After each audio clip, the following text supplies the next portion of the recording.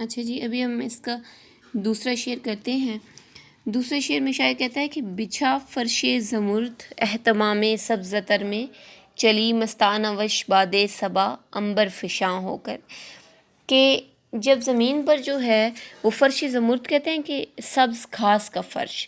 سبز رنگ کے قیمتی پتھر کا فرش، اہتمام ہوتا ہے بندوبست کرنا، اور سبز تر ہوتا ہے تر و تازہ گھاس جس پر جو ہے وہ شبنم پڑی ہو۔ شبنم آپ کو پتہ ہے نا کہ صبح کے وقت جو آپ وہ ڈیو ڈراپس جن کو آپ کہتے ہیں کہ صبح کے وقت جو ہے وہ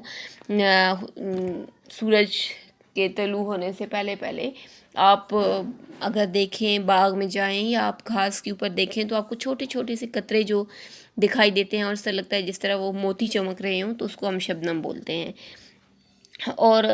باد صبا جو ہوتی ہے وہ صبح کی ہوا کو بولتے ہیں، اور عنبر فشاں ہونا کہ کھلی ہوئی عنبر کی خوشبو بکھیرنے والا، یعنی کہ خوشبو بکھیرنے والی فضا۔ تو یہاں پر شاعر کہتا ہے، اکبر الہآبادی جو ہے وہ طنز و مزاح کے شاعر ہیں، لیکن وہ اس نظم میں ایک جو ہے وہ فطرت نگار کے روپ میں ہمارے سامنے آتے ہیں۔ وہ منظر کشی کر رہے ہیں، کس چیز کی منظر کشی کر رہے ہیں؟ باغ کی منظر کشی کر رہے ہیں، اور وہ کہتے ہیں کہ فطرت پرستی جو ہے وہ رومانیت کی ایک شکل ہے، رومان کی ایک شکل ہے، کہ جس میں شاعر جو ہے وہ زندگی کے بے کیفی سے تنگ ہے، زندگی کی سختیوں سے تنگ آ چکا ہے، تو وہ کائنات کی جو خوبصورتی ہے وہ اس میں جو ہے وہ اپنے لیے پناہ ڈھونڈ رہا ہے۔ اس شعر میں جو ہے وہ شاعر بہار کے موسم کی آمد کا ذکر کرتا ہے، اور وہ کہتا ہے کہ تمام پھول جو ہے وہ تر و تازہ ہیں، اور رنگ جو ہیں وہ ہر طرف بکھرے آپ کو نظر آئیں گے، اور گلاب جو ہیں ان کی سرخ پتیاں جو گرمی کی وجہ سے جھلس کر گر رہی تھیں، پھر سے ان پر جو ہے وہ جوبن آن گیا، پھر سے ان پر جوانی جو ہے وہ آپ کو نظر آ رہی ہے۔ اور شاعر پھر کیا کہتا ہے کہ غالب کہتا ہے نا کہ سبزے کو جب کہیں جگہ نہ ملی، بن گیا روئے آپ پر کائی، کہ جو ہے وہ سبزے کو جب کہیں جگہ نہیں ملتی تو وہ کائی بن جاتا ہے۔ اور یہاں پر بھی جو ہے وہ بہار کا موسم جو ہے وہ قوت نمو اور تر و تازگی، شگفتگی اور خوبصورتی کی وجہ سے، اپنی خوبصورتی کی وجہ سے تمام موسموں میں جو ہے وہ امتیازی حیثیت رکھتا ہے، اور یہ وہ موسم ہے جس میں چھوٹے بڑے جو ہے وہ خوش ہوتے ہیں، ہر طرف خوبصورتیاں اور رنگینیاں جو ہیں وہ دکھائی دیتی ہیں، ٹھنڈی ٹھنڈی ہوائیں چلتی ہیں، اور ہر چیز کے اندر جو ہے وہ ایک قوت اور عجیب طرح کی طاقت جو ہے وہ محسوس کی جا سکتی ہے۔ زمین جو ہے وہ ہری ہری گھاس سے ڈھک جاتی ہے۔ ایسے شاعر کہتا ہے کہ جس طرح کسی نے زمرد کا فرش جو ہے وہ بچھا دیا ہو۔ زمرد میں نے آپ کو بتایا کہ سبز رنگ کا جو ہے وہ قیمتی پتھر ہوتا ہے، اور اس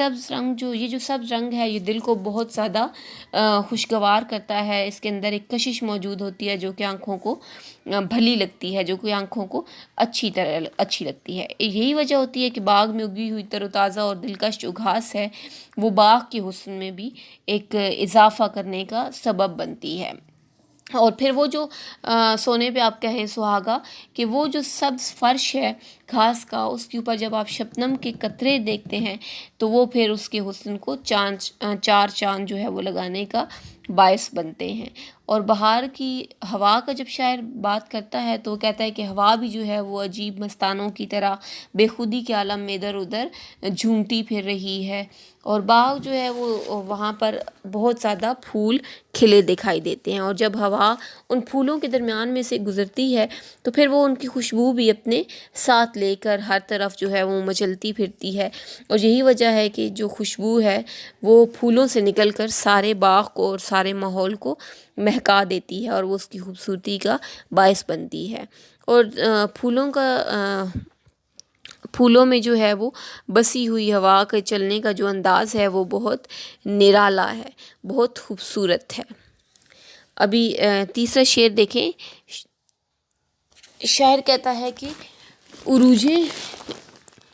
عروجِ نشأِ نشو نما سے ڈالیاں جھومے، ترانے گائے مرغانِ چمن نے شادماں ہو کر۔ شاعر کہتا ہے کہ جو عروج نشأ نشو نما، کہ جو بڑھنے کا شوق ہے، جو بلندی کا شوق ہے، جو پروان چڑھنے کا شوق ہے، اس میں ڈالیاں کہتے ہیں ٹہنیوں کو، اور جھومنا مطلب ہلنا، رقص کرنا۔ مرغان چمن کہتے ہیں باغ کے پرندوں کو، باغ میں مختلف قسم کے جو پرندے ہیں ان کو مرغان چمن کہتے ہیں۔ شادماں ہو کر مطلب خوش ہو کر۔ اب یہاں پہ شاعر کہتا ہے کہ خزاں کے موسم میں جو درختوں کا سرسبز لباس ہے وہ آپ کو پتہ ہے نا سب کو کہ وہ زرد لباس میں تبدیل ہو جاتا ہے، تمام پتے جو ہیں وہ زرد ہو جاتے ہیں، اور وہ پتے پھر بعد میں کیا ہوتا ہے کہ وہ سارے پتے جھڑ جاتے ہیں، یعنی ہریالی کا نام و نشان جو ہے وہ ختم ہو جاتا ہے، اور جو باغ کی چہل پہل ہے، جو باغ کی رونق ہے، جو باغ کی زندگی ہوتی ہے وہ ایک طرح سے ختم ہو کے رہ جاتی ہے۔ لیکن جو ہے وہ خزاں سے بہار کا موسم آتا ہے تو پھر کیا ہوتا ہے کہ باغ جو ہے وہ دوبارہ خوشیوں کا پیمبر بن جاتا ہے، اور ہر طرف جو ہے وہ آپ کو جوبن دکھنے میں ملتا ہے، اور ہر طرف آپ کو رنگ برنگے پھول دکھائی دیتے ہیں، اور آپ کو جو ہے وہ سبزہ ہی سبزہ دیکھنے کو ملے گا، اور یہی وہ موسم ہے جب پرندے جو ہے وہ پھولوں کا طواف کریں گے اور ہر طرف جو ہے وہ خوبصورتی میں اضافہ کریں گے۔ میر تقی میر کہتے ہیں کہ چلتے ہو تو چمن کو چلیے، کہتے ہیں کہ بہاراں ہے، پات ہرے ہیں پھول کھلے ہیں، کم کم بادو باراں ہے، کہ جو ہے وہ اگر تم خوبصورت منظر دیکھنا چاہتے ہو تو چمن میں چلے چلو، کیونکہ سننے میں یہ آیا ہے کہ وہاں پر جو ہے وہ بہار کا موسم ہے۔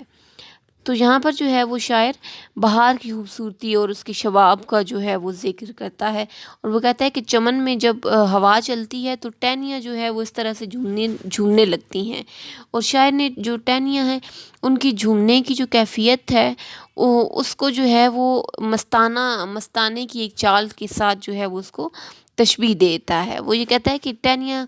جو ہے وہ نشوونما کے مراحل طے کر کے شباب کو پہنچ چکے، یعنی جوانی کو پہنچ چکی ہیں،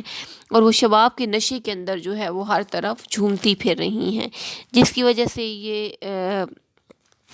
خوبصورتی کا اظہار کرتی ہیں اور ہر طرف جو ہے وہ خوبصورتی کا باعث بنتی ہیں۔ گویا آپ کہہ سکتے ہیں کہ خوشگوار موسم کی وجہ سے درختوں کی شاخیں جو ہیں وہ بڑھ رہی ہیں، اور اسی لیے ان کی جو نشوونما پانے کا غرور جو ہے وہ ان میں اس کی وجہ سے وہ پھولی نہیں سما رہی، اور وہ پھر وہ رقص کرنے لگتی ہیں۔ اور